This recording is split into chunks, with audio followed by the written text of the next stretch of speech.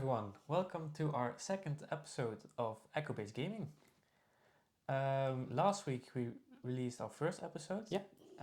Thank you very much for the amazing support that we already received. We're very happy to read all your comments and positive feedback. Yeah. There's still a chance to enroll for the giveaway. Yes. So if you haven't already, make sure you do. So go to our Twitter page to see how to enroll for this giveaway. So all the information is there. Yeah. And it's until 6 November. So still plenty of time to enroll and maybe you are the winner. So this is the autograph version that we are going to give away. We are also going to give away the non-autograph version, but we will announce that later on, also on our Twitter page. So stay tuned for more information about that. Yeah. So with that out of the way, I think we can start the actual episode. Yeah. So what are we going to talk about this episode? Well, there have been a lot of cards revealed in the meantime, so a lot of cards to discuss. And yesterday there was another live about the competitive side of organized play with a lot of new information, and I can't wait to talk about that. But first we are going to talk about all the cards that have been revealed. But maybe before we're going to talk about those cards, it's good to tell how we evaluate these cards. Because it's hard to tell whether cards are good or going to be meta because we don't have the full card list yet. Yeah. So we don't have all the cards, so it's hard to evaluate the cards that have been revealed now. So we basically cannot say if cards are going to be meta or not. No. And also this is the first set. And there will be cards that we know of, like for instance Han Solo, the leader card, who is a bit underwhelming in this set, but will most likely get support in the future sets. Yeah, yeah. So there are always cards that need just additional support to become valuable, to become stronger. Yeah. So how are we evaluating the cards anyway? We can still talk about cards if you get a little bit more for their resource or a little bit less for their resource. We can do that by comparing them to the vanilla versions of the cards. One thing is also important to tell is that you cannot compare space units with ground units, because FG told us that ground units are a little bit better than space units. So keep that in mind when you look at cards always. And the aspects. So is this card requires one aspect or two aspects? It's also a big difference in this game. So you always have to compare the double aspect with the double aspects in space or in the ground. Yeah. If we look at the vanilla cards, for instance, the Death Star Stormtrooper, it's a 1-cost double aspect 3/1 stat line. So if we take that as a baseline, we can compare it to, for instance, the Consular Security Force, which is also a double aspect vanilla card with a 3/7 stat line. Then we can actually compare, so you're paying 3 resources more for the Consular Security Force, and you get 6 points in stat line more. So if you divide 6 by 3, that's 2. So you can basically tell that for every resource more, you get 2 points in stat line. And that also, if you look at the TIE Fighter, so the TIE LN Fighter, which is a 1-cost, 1-aspect space unit, which has a stat line of 2/1. If you compare that to the Alliance X-Wing, which has a resource cost of 2 and 1 aspect, which is a 2/3. So the same thing applies, 1 resource is more and 2 points in the stat line. Yeah. So then, if you have that knowledge, you can say, for instance, if you look at other cards with keywords or with abilities, like is the ability or the keyword is a word on this card with the loss of stat line. Yeah. So that's just a reference so people know how we talk about these cards, if they're a little bit undervalued or overvalued. So that's what we refer to. Yeah. So the Homestead Militia is a ground unit, 3 costs, 1 aspect, the command aspect, with a stat line of 3/4, with the fringe trooper trait. And his ability has, while you control 6 or more resources, that unit gains Sentinel. Okay. So it's a 3-cost, 1 aspect ground unit with 3/4 stat line. Yeah. And It was revealed actually by Holocron Card Hub on Instagram, which is a German content creator. Yeah. So really nice. So yeah, is this card undervalued or overvalued?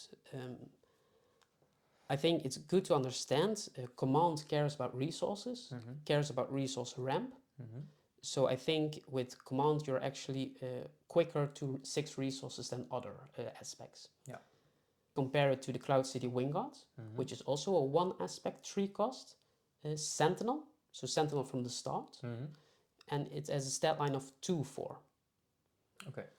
So with the Homestead Militia, you get an extra point in the stat line of the attack value, but you trade it for the it gets Sentinel after you have Later. 6 or more Yeah. resources, so later in the Yeah. game. Depending on how good your ramp is, of course. Yeah. Yeah. In general, I think it's quite strong. Yes. I think the 3/4 stat line is For nice. 3 costs. For 3 costs is very nice. Yeah. So as we can see when we compare it to the Cloud City Wingard, it's actually better. And I also think, although this unit doesn't get Sentinel right away, if you don't have 6 resources, of course, so if you play it a turn earlier, I think it kind of has a semi-Sentinel, because your opponent knows that it's going to get Sentinel. gain Sentinel later on. Yeah. So I think your opponent is still forced to deal with this unit. So I think it already has a semi-Sentinel, a soft Sentinel maybe. Yeah. So it doesn't need to attack the Homestead Militia, No. but your opponent knows that it will get Sentinel later on. So it's better to deal with it now. Yeah. So the second card is the Cantina Breard, which is also a ground unit. 1 cost aggression aspect. Stat line of 0/3 with the trait Underworld, and it has raid 2. So on attack it gets +2/+0. Yeah. To be honest, I don't like this card. I think raid is a cool keyword. However, when you have a 0 stat line for your damage or attack, it's just too free for me. Like when your opponent attacks this card, it doesn't get damage in return. No. Yeah, I think you only play this unit if you have a way to give it ambush, so it can immediately attack, or if you have a way of ready the unit, so it also can attack at the same turn. Yeah. Because otherwise, like you said, your opponent just attack this unit with no damage in return. Yeah, of course it's a 1 cost, so it's dirt cheap. Yeah. Yeah. So maybe it will see play, as you say, if you can give it ambush or something. Or if you can ready it. Yeah. Because if you're able to do that, then it becomes actually a stronger card, because 2/3 stat line for a 1 cost, 1 aspect is actually a good stat line. Yeah. So, and I think that's also, it suits the aggression aspect. Yeah, true. It's not defensive, just, on your turn when you attack. Yeah. It becomes a strong unit, but on defense it's a weak unit. So yeah, that was actually the second card. And then for the third card, it's a fan favorite character. Yep. So Lando Kisan. Yeah, Lando Kisan is another ground unit. 6 cost double aspect, so cunning heroism, with a stat line of 6/5, with the traits fringe and official. And it has saboteur, and when played, return up to 2 friendly resources to their owner's hands. Yeah. So this was actually spoiled by Unplayable on YouTube, together with another card that we're going to talk about next. So great YouTube video, so definitely watch that video. So yeah, Lando Kisan. Yeah. Amazing stat line. It's a strong stat line. Yeah. Looks very strong. 6/5. Saboteur is nice. Saboteur is nice. Yeah. Also suits the character, I think. It's like a bit scummy guy. Yeah. And then his keyword, we briefly talked about it before the video. Yeah. At first I had this idea from why would you want this? Because you lose your own resources. But then you told me that you can actually pitch cards that you don't need early in the game. and then take them back into your hand when you play this card. Yeah. So yes, you do lose resources, but you can actually, get cards back when you need them. You get flexibility in return. Yeah, so that sounds strong to me. It sounds really cunning to me. So for instance, you can pitch early on a waylay that you don't need early in the game. Yeah. And then get it back when your opponent starts to play those bigger units that you want to waylay. Like a Homestead or Home One or a ATST. For instance, yeah. So I think it's a really good designed character. It really suits the cunning aspect. Nice stat line with Saboteur. So yeah, overall I think this feels like Lando Calrissian to me. You know, a little bit of resource manipulation. Great job on the design of the card. Yeah, definitely. Yeah. The next card that we are going to talk about was also revealed by Unplayable, which is an event, Change of Heart, 6 cost, cunning aspect, and it has take control of a non-leader unit. At the start of the regroup phase, its owner takes control of it. Yeah, for 6, right? Yeah. It's a steep price, but also very strong. It is very strong, and I think what you want to do with this card is take control of your opponent's Sentinel. So if they have a big Sentinel unit, take control, so you actually gain Sentinel yourself, because your opponent has to attack the Sentinel unit. You can also, of course, get control of their just big unit, it can also be a space unit, by the way, so it doesn't have to be ground units. Yeah. So what you also could do is just, if they have 2 big ones, you can take control of one of them and then let them destroy each other. Yeah, I think that's also what you want to do, because then your opponents cannot get it back because it's destroyed. Yeah. It doesn't say that it readies, so you have to take control of a ready unit if you want to attack with it. Yeah, so that's something to keep in mind, that it doesn't ready when it comes to you. So next card, again, a fan favorite character. Yeah. Count Dooku. Yeah, we got treated this month. Yeah, really did. A lot of fan favorites, yeah. So Count Dooku is another ground unit, of course. So a 7 cost, double expect, vigilance, villainy, with a stat line of 5/4, with the Force, Separatist, and Sith trait. And it has shielded, a new keyword.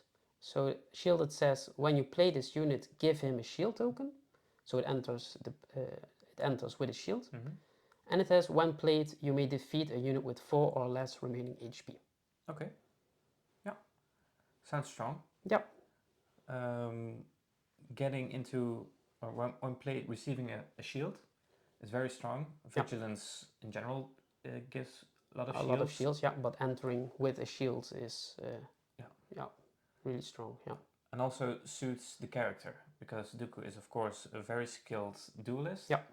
And being able to attack and then receive no damage back because you're shielded is very strong. It's very strong. So yeah, I would say the 5/4 stat line is maybe a little bit underwhelming for a 7 cost double aspect. Yeah. But still good enough. But add the shielded keyword and his ability, then it actually becomes a decent card. Yeah. And it really makes an impact when you play it on the battlefield. Yeah. And I think that's exactly what you want with these strong fan favorite characters, that you want impact when you play them. So it's hard to deal with Count Dooku at the beginning because of that shield. And he can immediately defeat a unit. Yeah. So strong card, I would say. Yeah. So then another fan favorite, Bosk, another ground unit, 5 cost, double aspect, cunning, villainy, a 4/5 stat line with traits Underworld and Bounty Hunter. It gets ambush, and when you play an event, you may deal 2 damage to a unit. Okay, that's nice. Yeah. Being able to deal damage when you play events, it sounds very strong to me. Yeah. It also can weaken some units for then when you play it, of course, together with the Boba Fett leader card, to be able to kill a a unit with Boba Fett and then get the resource restand. Yeah. So there's a nice combo there.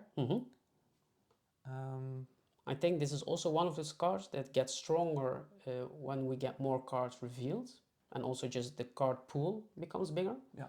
Because the more lower price events we get, the better Bosk becomes. Yeah. Because I think you want to pair Bosk with a lot of low cost events, so you can play a couple of them during your turn to deal a lot of damage with its effect. Yeah, but overall I think this is also again a nice card, especially combined with Ambush. So you can immediately enters, so when it enters play it can immediately attack. The 4 or 5 stat line is also good for a 5 cost double aspect. Yeah. Yeah, and you have to deal with him, and when you attack him with a card you get 4 damage back, which is still something you have to take into account. Yeah. And also good to note is that the 2 damage is on a unit, so it doesn't have to be a ground unit. Also space. Yeah, it can also be space units. Yeah. So just also a nice way to ping shields. Then we have the Bright Hope. So the first space unit from today. 4 cost double aspect, command heroism, stat line of 2/6. The traits Rebel, Vehicle, Transport. It has Sentinel, and when played, you may return a friendly non-leader ground unit to its owner's hands. If you do, draw a card. Yeah. So Bright Hope was the last transport ship to leave Hoth during the Battle of Hoth. Yeah. So another Hoth card, which is always nice. Yeah. So it's a transport, and with the when played effect, to get a ground unit back to the hand, translates into it being a transport. Yeah. I think you want to get damaged characters back to the hand to heal up and draw a card. Preferably, you want it also to be a unit with a when played effect, so you can get another trigger of the when played effect. Yeah. And it's especially strong with the next card that we're going to talk about. Yeah. But first this card, I think the stat line is amazing. 2/6 for a 4 cost double aspect space unit. Yeah. It has a really, really good stat line for what it wants to do. Yeah, it's really beefy. It doesn't want to attack, so you don't care about the two attack value, but a 6 defense value or 6 HP on a Sentinel unit is actually really, really strong. Yeah. Yeah. Also, what FFG announced that there will be a card with synergy with Bright Hope that is not yet revealed. Okay. So we do get another card with synergy with this card. So yeah, I think overall a really nice card for what it wants to do. Yeah, I think in general this command heroism aspect or deck or cards that are being revealed is shaping out of one of my favorites so far. Yeah, I feel like it's really strong. We'll talk soon about the next card, but also the home one. Yeah, very strong cards with Admiral Akbar. So yeah, definitely a deck that I'm thinking of picking up. Yeah. So the next card, a nice combo with the previous card that we talked about, and one of my favorite characters, Wedge Antilles. Yeah. So Wedge actually escorted out the Bright Hope. Bright Hope, yeah, the card that we just talked about. So yeah, it's a ground unit, 5 cost double aspect, command heroism, for a stat line of 5/5 with the rebel trait, and it says each friendly vehicle unit gets +1/+1 and gains ambush. Okay, sounds very strong to me. Yeah, so it's a ground unit, so not a space unit. Yeah. But it actually buffs your space and ground vehicles and it gives them ambush. So it still affects the space arena. So I think that's really strong about this card, that you can affect the space arena, so you can buff your X-Wings, for instance, but you still get a body on the ground to fight on the ground. Yeah, I think that's also needed, because if you just have units in space, then you get overrun on the ground. Yeah, exactly. So, and as you said previously, that on average, the ground units are stronger compared to the space units. So yeah, I think it's a great card, great stat line for 5, and an even better ability. Yeah, Yeah, so actually because he's a ground unit, you can actually build like a pilot spaceship deck. And because otherwise, if he would also be a space unit, then like you said, you would only have units on space. And you don't want that in Star Wars Unlimited. So I think it's a great choice for FFG to make the pilots ground units. Yeah. So the next card that we are going to talk about is the 197 Legion. It's another ground unit. So a 7 cost, single aspect, 0/0 stat line with the Imperial Trooper trait. And it says this unit gets +1/+1 for each resource you control. So I would say if you pay this unit on the turn that you have 7 resources, it enters play as a 7/7. I think that's not what you want with this card, because a 7 for a 7/7 isn't the right value, I would say, for a 7 cost card. No. So, but once you get 8 resources or more, then it actually becomes value. Yeah, I think that in a command deck which wants to ramp, it's a great card. As you said, that in the later stages of the game, when you have more than 7 resources, it really becomes a powerhouse. Yeah, it becomes good value for the card. Yeah, maybe even a finisher. If, for instance, if you have the 10 resources, it deals 10 damage, which is insane. Yeah. Yeah, so once you have built up your resource pool enough, great card. Yeah, and also what makes this card good is that there's no ceiling. So just the more resources you gain, the better this card becomes. Yeah. Which is also good. Like cards that have no ceiling in their power or HP are always nice. But what I think what makes this card good is the traits. So the Imperial Trooper trait. Yeah. We also we see a lot of cards that affect Imperial or Trooper units. Yeah. So they buff them. Like so General Veers. Like General Veers, for instance, that buffs Imperial units. And the next card that we are going to talk about boosts Trooper units. Yeah. And I would say that that's just something that we're going to see more. I think that's what the Trooper deck wants to do. Yeah. So play some generals, some officers, and they boost your Trooper Imperial units. So I think once you get above 7 thresholds, great cards. 7 thresholds, I think you want to wait. Yeah. So the next card that we're going to talk about is Mission Briefing, an event. It's a 3 cost aggression event. And it says choose a player, then they draw 2 cards. Okay. Yeah. So this is what they actually discussed in their live about aggression. That's aggression not only just deals damage, but also is aggressive in card draw. Yeah.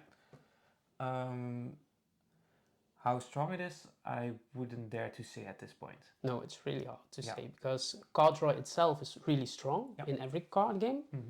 But if it's worth the 3 costs for only 2 cards that you draw, because in this game every turn you draw 2 cards. Yeah. So card draw is a little bit faster in this game. Yeah. To me it feels a bit expensive, but yeah. Yeah. We'll have to wait and see. Yeah, if this is the only card that lets you draw cards, then it becomes stronger, of course. Yeah. So it also depends on the card pool for set 1, how strong that this card will be. Yeah. So I think, nothing much to say more about this card. Simple. Simple 3 cost, draw 2. Yeah. It suits the aggression aspect, I would say. So then the next card, another ground unit, General Tage. 2 cost, double aspect, so Commandvillm. With a stat line of 2/2, and it has the Imperial official trait. And the when play effect, give an experience token to each of up to 3 trooper units. Yeah. Nice. Strong card. The stat line 2/2 for 2 is decent enough. Especially because it's the when played effect that's why you want to play this card. To boost up to 3 of your trooper units. So for instance the 97 Legion with a +1/+1.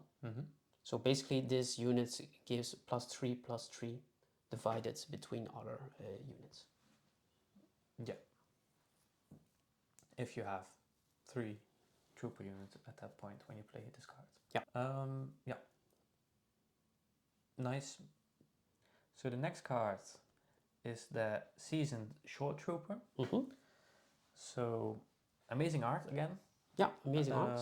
I really like the short trooper armor. We'll talk about the card itself. Yeah, it's a ground unit, 2-cost double aspect, so commands villainy, with a stat line of 2/3, which again has the Imperial Trooper trait, so another Imperial Trooper. And while you control 6 or more resources, this unit gets +2/+0. Yeah, so also very strong in combination with the previous card that we showed. Yeah. So if you have 2 of these on the turn, or you play 2 of these on the turn, you have 6 resources together with General Tage.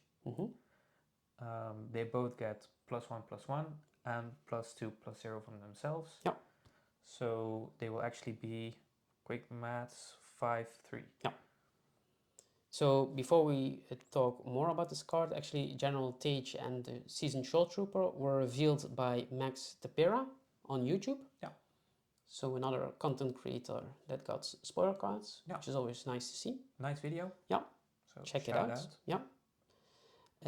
So again, this unit, you don't want to play it when you're not controlling 6 or more resources.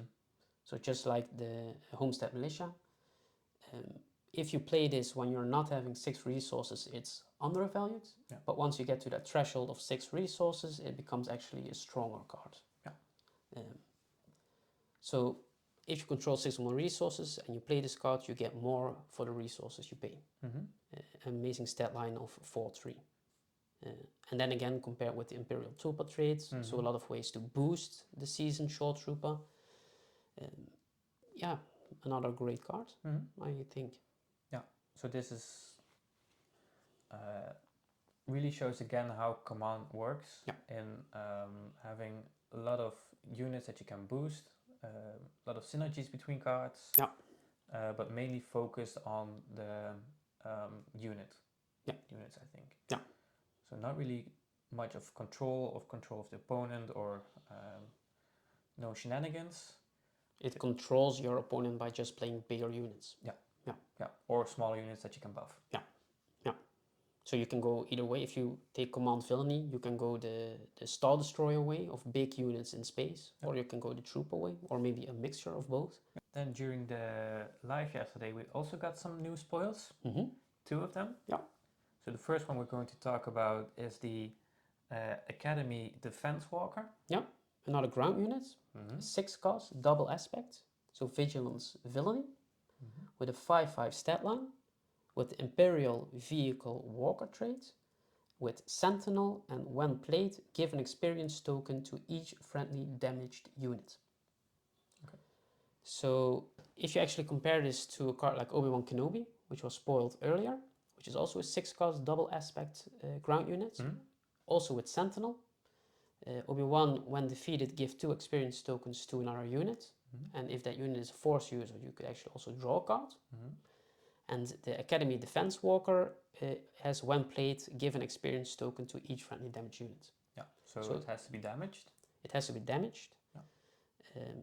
So similar stat line as Obi-Wan Kenobi, 4/6 versus 5/5. I think the stat line 4/6 is better on the Sentinel unit, but I think that the Academy Defense Walker, giving experience to each friendly damaged unit, which can add up.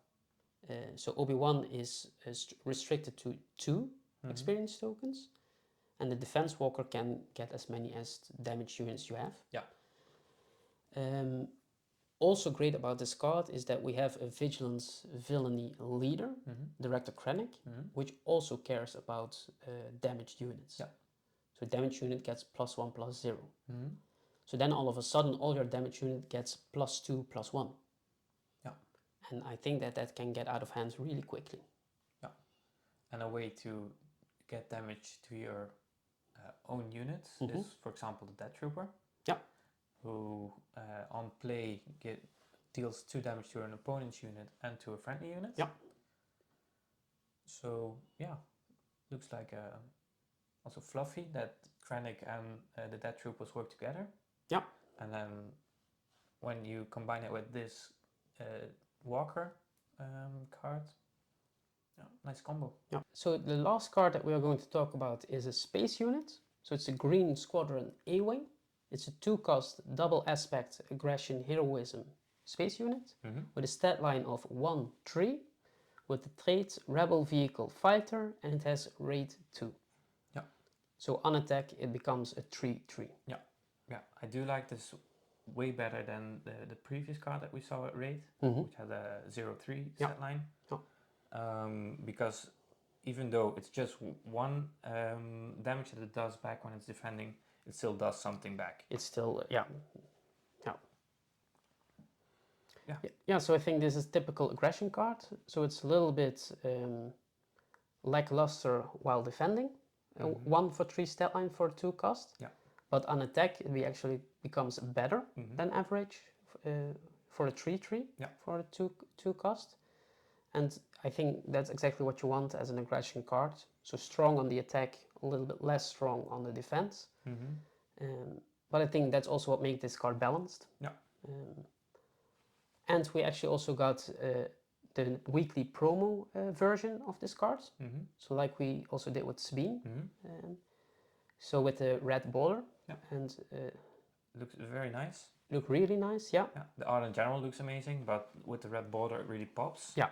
And I also like what they did with those borders. That it's actually a combination of red and white from heroism. So just an aggression only card would be a little bit darker red. And then the aggression villain cards will be even darker. Okay. Because then the black and red are mixed. Yeah. So I can't wait to see more colors. Yeah, different aspects. Different aspects to see those variants.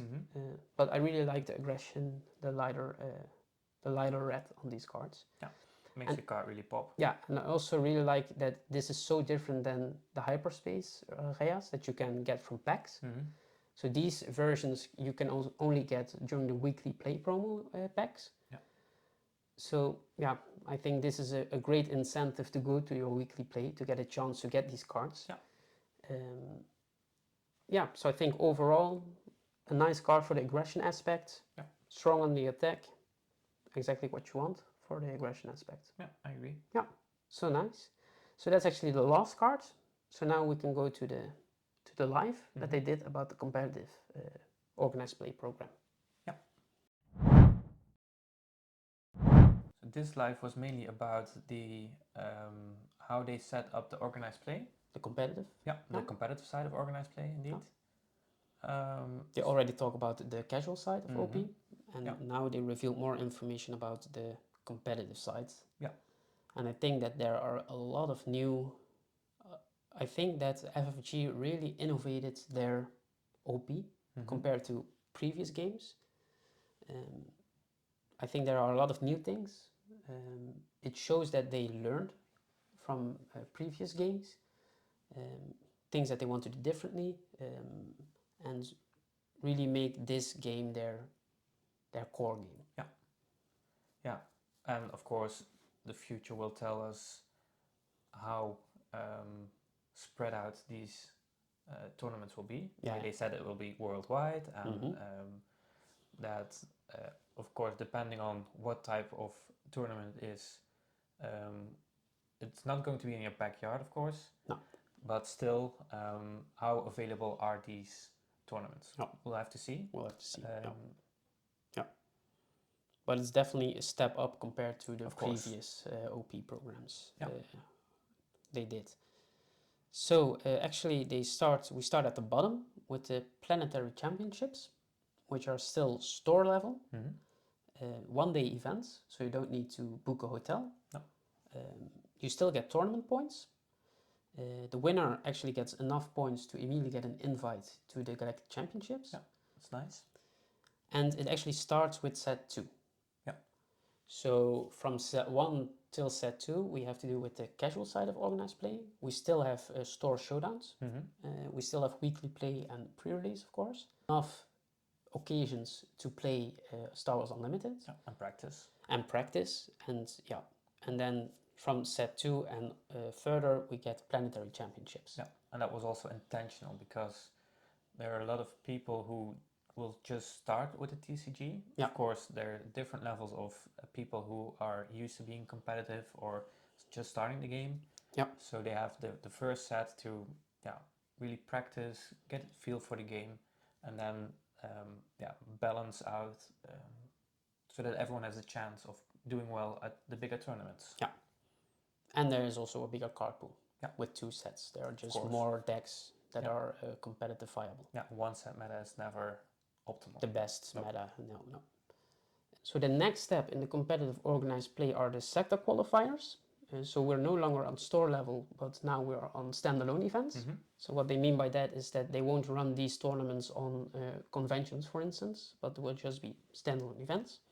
So points will be awarded on these tournaments, and it scales with the number of attendees. So the more people attend the tournament, the more points that you will earn. Yeah, which seems fair. Yeah. Totally. So these will also be 2-day events. So you have to book hotel for these. If you're not living close. If you're not living in driving distance, of course, yeah. So also on these tournaments, there will be side events and a prize wall, which is also always nice. Yeah. So they will be open entry, so you don't have to qualify for them. These will start in 2025. Yeah, so we have quite some time to practice for the bigger events. We have the planetary qualifiers starting at set 2. Yeah, they start in set 2. So, yeah. And of course the casual side of OP. Yeah.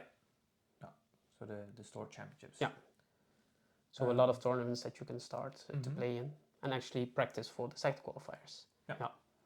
What they also mentioned in the live is that they are working with LucasArts for the prize wall. Although they didn't really specify if that's all the prize walls of each tournament. Yeah. So we're not 100% sure on that, but it's great news that they work with LucasArts, which, Yeah, definitely. Yeah. We're expecting nice prizes. Yeah. Yeah, and talking about nice prizes, we actually have another level. So the bigger level is the regional qualifiers. So they have bigger prizes as the sector qualifiers. They also award more points. There will not be as many as sector qualifiers. So these are the next step in the competitive play. They also start in 2025, and they talked about possible structure twist in the future. Yeah. So we don't know what that means, so we'll just have to wait and see. But as they explained it, the first year will be just the standard format, and then later on some twist. Yeah, possible twists. Yeah. And they also mentioned a rough timeline of when we can expect these. So the sector qualifier will be once a month, and the regional qualifier will be every other month. Yeah. So of course they are spread across the entire world. So you cannot, or most likely not everyone can attend to every one of them. Then this all leads to the big tournament, the Galactic Championships. It will actually be 3 days event run by FFG themselves. So these are invite only, but they made an exception for the first one. So in 2025, that one will be open entry. Yeah. And why? It's because we only have half a season of sector qualifiers and regional qualifiers. So not a lot of people have the opportunity to gather the points, the required points. So I think a nice decision of FFG to make the first one open entry. Yeah. Yes and no, I think. I do understand the decision that they made. However, it's always difficult to when a lot of people want to enter this tournament, and there's obviously a chance that the best players are not able to join. Yeah. Yeah. Of course, people can qualify through planetary qualifiers. Yeah, that's true. Because the winner gets enough points to get an invite. I don't know if that's also the case for the first one because it's open entry. I would say it still is. So winners of planetary just get an invite. Again, we will just have to wait and see how they decide to do that. But I think nice of them to make the first one open entry. So a Galactic season will be from Galactic Championships to Galactic Championships. So you have to get the required points in between. So top point holders on leaderboards get a day 1 buy, and they go straight to day 2. So I think that it's also how they do it in Pokemon worlds. So day one is just for people that get the invite, but not enough to get the threshold to get a day one buy. And the best players of the leaderboards, they get a day one buy, and they start their tournament run in day two. Yeah. So again, also a nice decision of RVG, I think. If you do well, if you're high on the leaderboards, you are guaranteed a day two, which also feels nice, I would say. Yeah. So then if you have an invite and you make it to day one, but you unfortunately can't make it to day two, you still have a sector qualifier on day two as a side event. Yeah. So a big side event on day two, which I think is amazing. Like I said, it will be a trip for a lot of people to make it to the Galactic Championships. And so if you go and you don't make day two, there's still a lot to play. Yeah. And there, you can still play a lot of unlimited that weekend. You can actually gain points for the next Galactic Championships. So that's also a nice thing that they did. So the sector qualifier during the Galactic Championship will award points for next year's Galactic Championships. So you can already start your run there. And side events through all weekends. Yeah. Again, with the prize wall, of course. Yeah. I do wonder if you can go to the sector qualifier as the side event if you do not have enough points to join the Galactic Galactic Championships. Yeah. I don't know for sure. I know that they talked about that the side events are just open entry. So you don't have to qualify. I don't know if maybe for the sector qualifier you do. I don't know how they're going to do that. But they said that side events will be open entry, and you could go as a spectator and then play some and still play unlimited. Yeah, nice. Yeah, and actually the Galactic Championships itself, if you do good, you also get points awarded for the next Galactic Championships. Yeah. So you can already get a little bit of a head start. Yeah, but also if your run in the Galactic Championship is, as you said, a bit disappointing and you don't make it to day two, you can still join the sector qualifier. Yeah. And if you do good, have already points for next year. For next year, yeah. So I think that's how the competitive organized play looks. Yeah. Overall, looks great. It looks amazing. Yeah. Yeah, I would say. So besides the competitive organized program, we also got a lot of other information about the game itself, mainly through chat questions. So the first one, it's a best of 3 format, which we kind of expected a little bit already, looking at how much or how long games last. You can definitely play 3 games in an hour. Of course, we don't know how time will be handled during tournaments, so how long rounds will last. If it will be 50 minutes or 60 minutes, we basically don't know. But I think it's a great game for a best of 3. Yeah. Yeah. So fast games. Yeah. So another thing will be included in Stars Unlimited are sideboards. Yeah. Yeah. They weren't actually planning on revealing that. I got the feeling during the live. Yeah. Yeah, and we don't have any information about the size of the sideboard. No. But they mentioned that there is a sideboard. That there is a sideboard, yeah. And that also confirms that there is a best of 3. Yeah. So, yeah. Yeah, actually, we don't know how the sideboard will be handled. No. So, how big are the sideboards? I always prefer smaller sideboards. So it doesn't become something that where you just dump all your counter cards and you'll just have to see what your opponent plays and then you can switch out your whole deck. Yeah. So I think sideboards are still a tactical decision that you have to make, just like deck building, also sideboard building. But then just maybe 10 cards, for instance, those are nice numbers for sideboards. Yeah. Yeah, personally, I don't have any experience with a competitive card game where there's a sideboard. But I do think it's a good thing because there is always a matchup that is unfavored. Yeah. With a sideboard, you can play some tech cards in there, so you can also have a chance against those decks. Yeah, definitely. Yeah. And also depending on how big sideboards are, it depends on how much of a deck that you can, or against how much other decks that you can tag. Yeah. So obviously there will always be deck lists that are countering your deck, but that's just the nature of card games. Yeah. But with a sideboard you can make it a little bit more even, so even out.